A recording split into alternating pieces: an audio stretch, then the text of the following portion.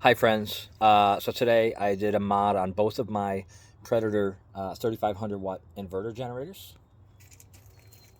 I'm just gonna go over the mod I did real quick, as well as talk about a few modifications that are recommended online that I don't necessarily recommend, and one or two that I do. So the first one that I do recommend is the fuel shutoff mod, and I'll kind of explain how it works after I put this thing back together. But I want to show you what I did inside the generator.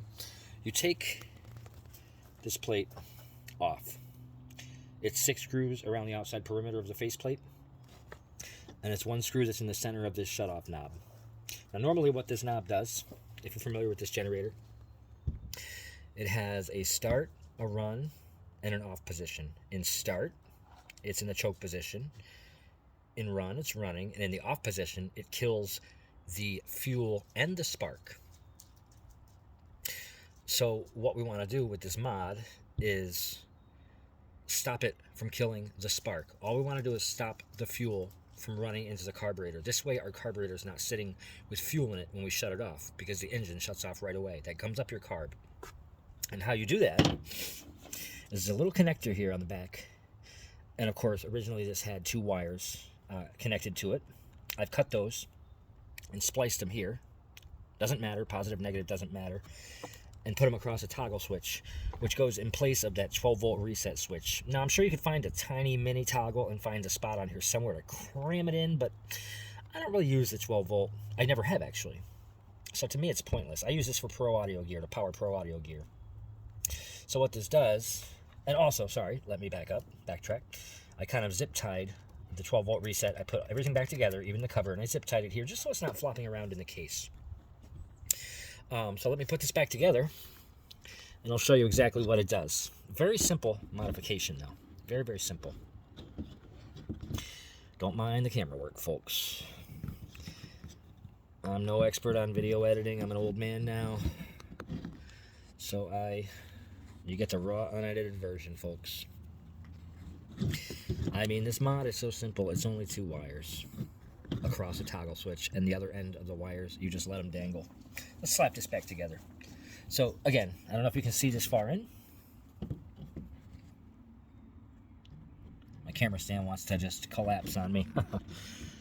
I don't know. I may just end up holding this by hand here. Let's see if it'll stay. Dizzying, isn't it? Let's just hold it. Again, you're looking for this connector that comes out of the back. There's a connector that plugs into this with 2 wires. You're going to remove the end of that. Some people have actually bought the connector that fits it. I'm not going that far. I just cut the wires and spliced them to 2 wires, 2 pieces of, like a piece of speaker wire that I had that goes down to my toggle switch.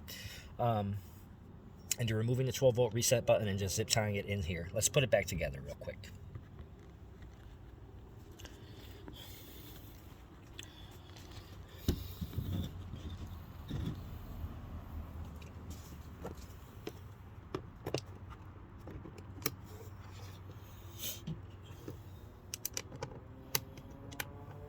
Oh, and one other thing, the fuel shutoff, I'm sorry, gather my thoughts here. The 12-volt reset, it's kind of an oblong shape, so you do have to drill this out a little bit to accommodate the engine kill switch. Let's put this back together and I'll show you how it works. That sounds healthy.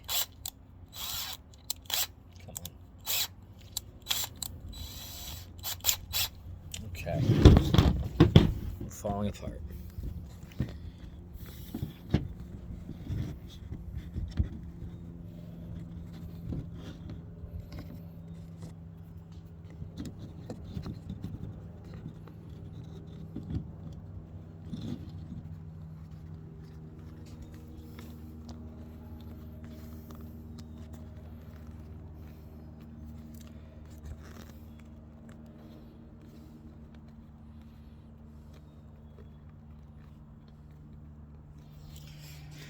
Try this yet again, folks.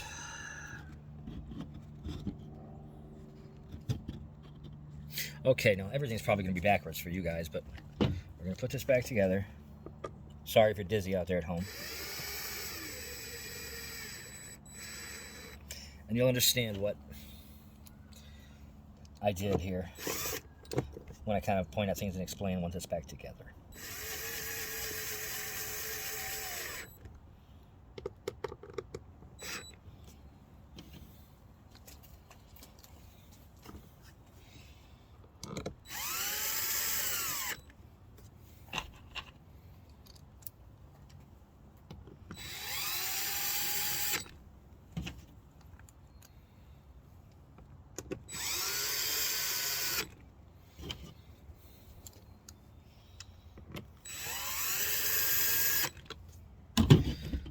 And our shutoff switch.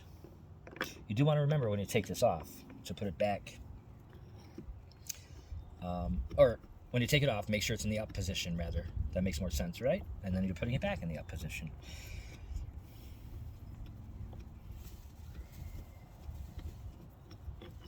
Did we lose a screw? We lost a screw, folks. There it is. Okay, that would help if we had the screw in there, wouldn't it? Try that again, huh?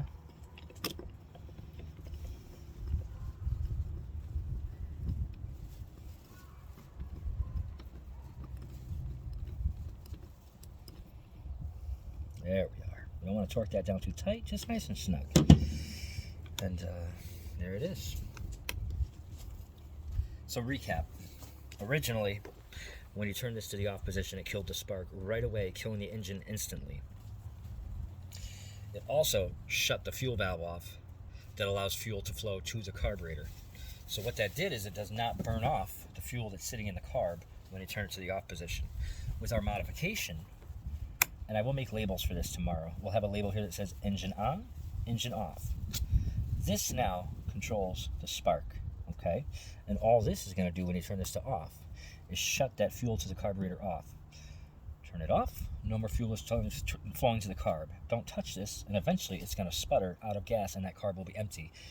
Therefore, you can put it in storage for 6-8 months with some stable in it, a year, if you want to push it that far. And there'll be no fuel in the carb. Now, if you need to shut this off without it sputtering out of gas and being obnoxious when you're doing, like for me, I do live sound. I don't want it to run for a minute and go and surge. It's distracting to a crowd. I can use the kill switch. Turn this to off. Use the kill switch to kill the spark. Shuts it down instantly. And this works. So I'll show you how it works. Engine is in the run position. Turn it to start. So we're choking it. This one has a battery that's no good. Bear with me for a moment.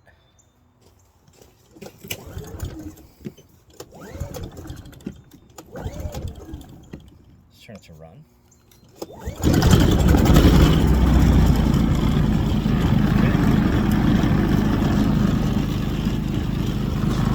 get rid of all this maddening noise and stuff.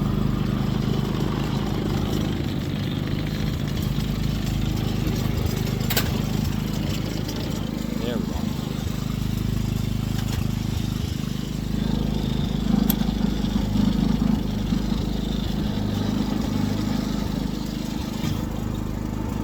There we go. Now, with our kill switch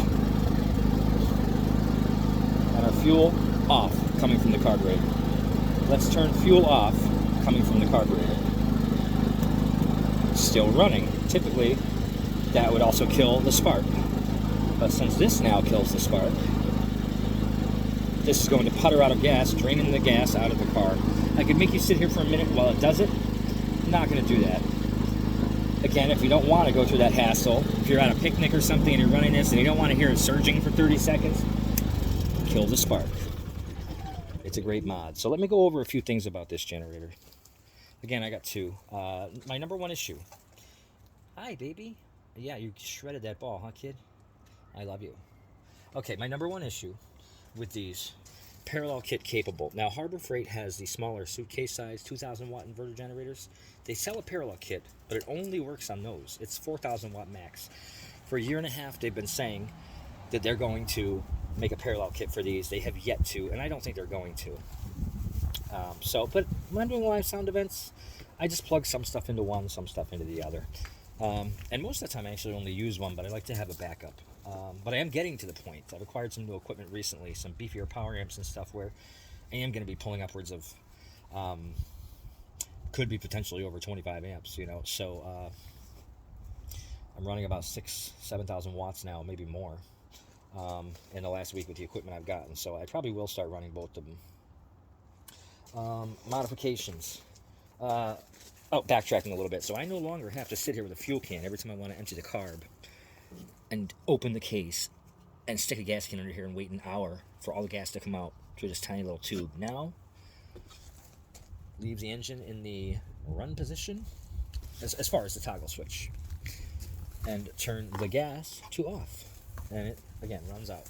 So mods they recommend that I don't recommend. They're saying that this thing is starved for for air rather, and that everybody needs to rush and buy one of these covers, replacement oil fill cover, that has holes drilled in it. And people are out there drilling holes in this so it sucks in more air. I've never heard mine running rough because it's starving for air. I think it sounds pretty smooth. I think that's a marketing ploy for some bozo who's trying to sell a cover with holes drilled in it, an aftermarket cover. My opinion, pretty much leave this thing stock. So what I read an article, and what it said was that excuse me, car coming. Saw a spot there on the screen. I didn't know what it was, but it's gone. The article said that these are designed to draw in air from the bottom, you know, mainly through here in the front and maybe one or two other spots, and draw air over certain components. One of them being the inverter circuit, which I think is right about here. The capacitors, you know, everything on the circuit board that converts this to 120 AC.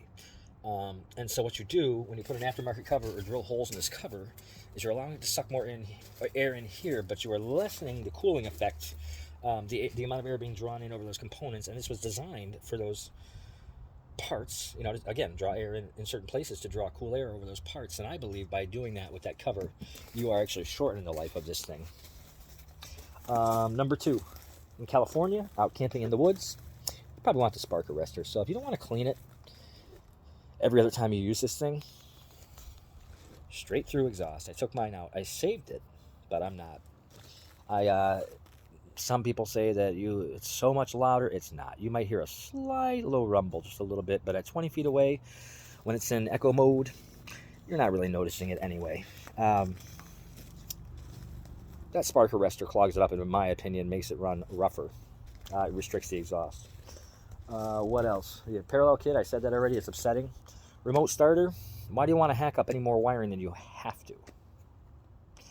I mean, you're not supposed to start or stop these with a load on them anyway, so if you're too lazy to get off your couch and walk out in the snow to unplug the load first and shut it off, you're going to destroy it anyway using a remote starter to kill it.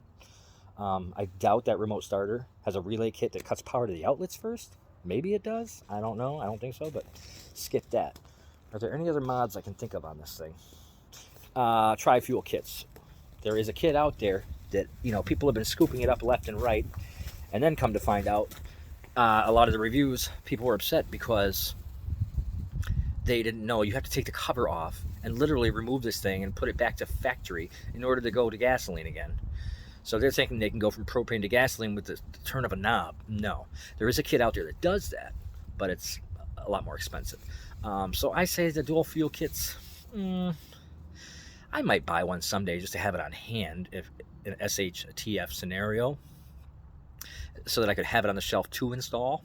But I'm not going to do it because right now there's no shortage of gasoline. But I probably will get one and have it in stock on the shelf just in case. Other than that, beautiful machines. Change the oil, follow the break-in schedule.